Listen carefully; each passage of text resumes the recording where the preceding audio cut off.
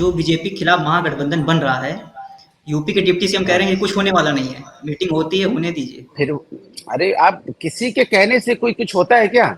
वो अपनी सीट तो हार जाते हैं, दूसरे को ज्ञान देते हैं। अब इससे ज्यादा क्या बताऊं उनसे? वो अपनी सीट तो जीतने पहले तब वो ज्ञान दे दूसरों को। हाँ अनुराग जी जी, जी मेरी जी। सवाल ये है कि ओपी राजभर जी एनडीए में आ गए हैं, समाजवादी पार्टी को उन्होंने छोड़ दिया है, लेकिन अगर हम यूपी की राजनीति की अगर बात करें तो जातिगत राजनीति यहाँ होती है, राजभर वोट बैंक भी यहाँ बहुत ज्यादा है। तो आपको नहीं लगता कि आगामी चुनाव में राजभर का एनडीए में जाना सपा को नुकसान पहुंचा सकता है? मैंने आपसे एक ही शब्द बोला है, जो जनता है उत्तर प्रदेश की बहुत समझदार है, और खासकर पूर्वांचल की। और पूर्वांचल की जनता जानती है, पूर्वांचल के लिए अगर किसी ने काम किया है तो समाजवादियों ने काम किया है। पूर्वांचल में अगर रोडों का जाल किसी ने बिछाया है, अगर मेडिकल कॉलेज का जाल किसी ने बिछाया है तो समाजवादियों ने बिछाया है।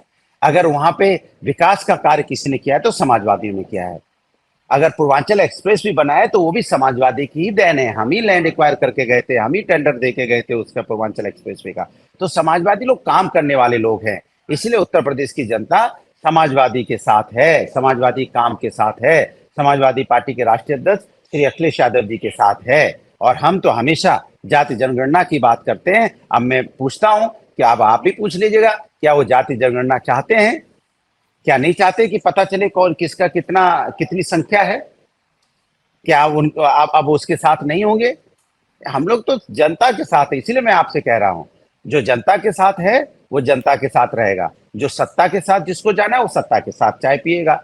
उनको तो मैंने पहले ही आपको बताया कि उनको सत्ता की चाय पीने की शुरू से आदत है, तो सत्ता की चाय पीते हैं, कोई दिक्कत नहीं इसमें। इन चुनावी अब समय चर्चा हो के गया। बीच जी एक आखिरी सवाल आपसे, सीमा हाँ। हैदर के विषय में। सीमा हैदर केस में कुछ लोग उनसे आईएसआई एजेंट बोल रहे हैं, तो कुछ लोग उसको प्रेमिका के तौर पर देख रहे हैं, लेकिन सुरक्षा की दृष्टि से बहुत बड़ी चूक हुई है कि किस कदर से वो पाकिस्तान से भारत की सीमा में दाखिल हो गई है और उत्तर प्रदेश के ग्रेटर नोएडा पहुंच भी गई है। इस पर आपका क्या पक्ष है? इस विषय पे आपका कहना? देखिए, ये जिम्मेदारी केंद्र सरकार की है, सुरक्षा एजेंसियों की है। हम समाजवादी लोग संविधान कानून के मानने वाले लोग हैं, राष्ट्र के साथ कोई खिलवाड़ ना हो, ये काम सुरक्षा एजेंसी जो जांच के जो हमारे जो सिस्टम है वो अपना काम करेगी। इस पे हम राजनीति नहीं करना चाहते, क्योंकि ये राष्ट्र का मामला है, ये देश की सुरक्षा का मामला है, वो लोग अपना काम कर रहे होंगे। जाते जाते टमाटर पे कुछ बोल के जाएंगे, क्योंकि अखिलेश जी लगातार उस पर ट्वीट कर रहे हैं। नहीं, देखिए, टमाटर तो मैं हमेशा आपको बताता रहता हूँ कि टमाटर के भाव क्या हैं। टमाटर के का कंपटीशन चल रहा है, पेट्रोल से भी आगे निकल जा रहा है टमाटर। टमाटर की स्पीड इतनी है कि कोई उसको छू ही नहीं पा रहा है। और टमाटर की बात करने से भारतीय जनता पार्टी घबरा क्यों जाती है, मुझे ये नहीं समझ में आता है।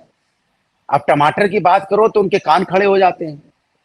तो इसलिए टमाटर जो हमारी जिंदगी में अहम चीज है, इतना महंगा हो चुका है। सिर्फ टमाटर ही क्यों, दाल महंगी है, तेल महंगा है, जीरा महंगा है, अदरक महंगी है, हमारा धनिया पत्ता तक महंगा हो गया है। अब सोचिए, इतनी महंगाई है, मिर्च तक महंगी हो चुकी है।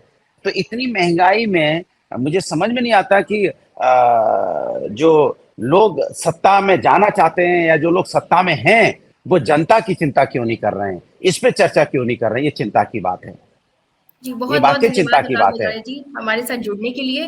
Thank you so much. धन्यवाद। तो ये थी हमारे साथ सपा प्रवक्ता धन्यवाद। अनुराग भदौरिया जी, जिन्होंने तमाम मुद्दों पे बात की है। राजभर के एनडीए में शामिल होने पे भी बात हुई है, साथ ही लोकसभा चुनाव 2024 को लेकर सपा समेत तमाम विपक्षी दलों की क्या कुछ तैयारियां हैं उस पर भी बात हुई है। आप ये पूरा इंटरव्यू देखिए और जो भी आपके सवाल और भी हो तो इसमें कमेंट जरूर करें, वीडियो को लाइक करें और हाँ, एबीपी गंगा चैनल को सब्सक्राइब जरूर करें।